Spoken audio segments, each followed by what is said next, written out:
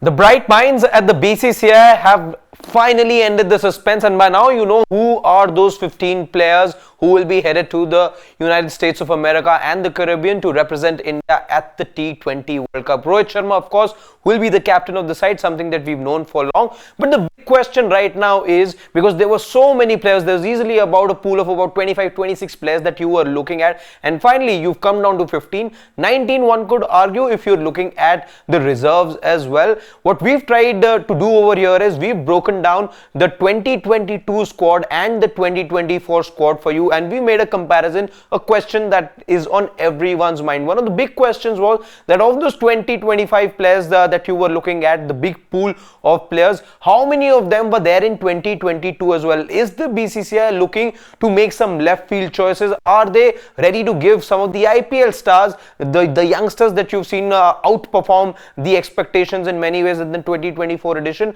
Is the BCCI going to be tilting towards those choices, or have they gone back to some of the players that we saw represent the Indian team at the 2022 World Cup as well? So without further ado, let's make that comparison for you. How does the 2022 squad compare with the 2025 squad? Who are those players who were there in the Indian squad back then and are here this time around as well? This is the 16-member squad. Why 16? Because Jasprit Bumrah was then withdrawn from the Indian squad due to injury, and this is the squad that had gone to. Rohit Sharma, of course, was there back then and is there this time around as well as the captain. Virat Kohli retains his place.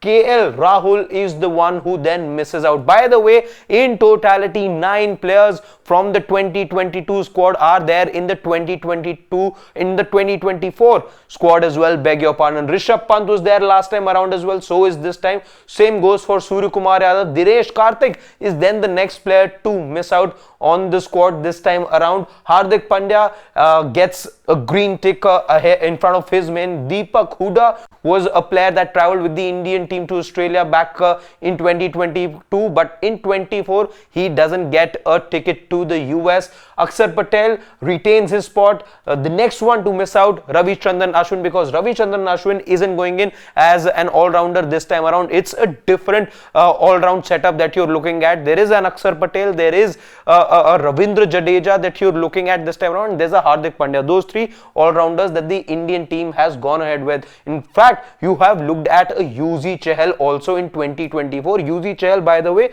was there in 2022 as well. Arshdeep Singh, much like in 2022, is there in 2024 as well. The 3 players to then miss out happen to be Bhuvneshwar Kumar, Mohammad Shami and Harshal Patel. Harshal Patel, remember, had a very good season back then in the IPL, because of which he was selected in the 2022 World Cup. Not the same happening for Harshal Patel in the year 2022, in the year 2024. And Mohammad Shami out this time around due to injury. Bhuvneshwar Kumar has not been favoured by the BCCI for quite some time now, and the rope seems to have ended for him. He doesn't get a place in the 2024 side. Jasprit Bumrah was there in 2022 and is there this time around as well. So 9 players, as you can count as well on your screen, 9 players who were there in the 2022 squad are there in the 2024 squad as well. But just to refresh your memory, who the 6 names that have now come into the Indian side in the year 24, we have put that together for you here as well. These are the 6 names that are there in 2022 and were not there in 2020, are there in 24 but weren't there in 2022. So this is the difference. These are the differentials, you can say, from 2022 and 2024. This is what has changed in the Indian team. Yashasvi Jaiswal has come in, a Sanju Samson has come in. He was he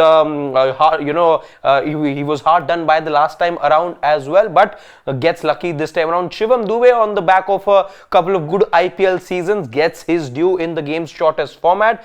Kuldeep Yadav is there in the side. There is Ravindra Jadeja and there is Mohammad Siraj. Mohammad Siraj, even though he's been having a disappointing IPL, but remember, after Jasprit Bumrah, he has probably the most experience in this new look squad that you've played around with in the last couple of years. So Mohammad Siraj also there in the 15-member squad that the Indian team has now named.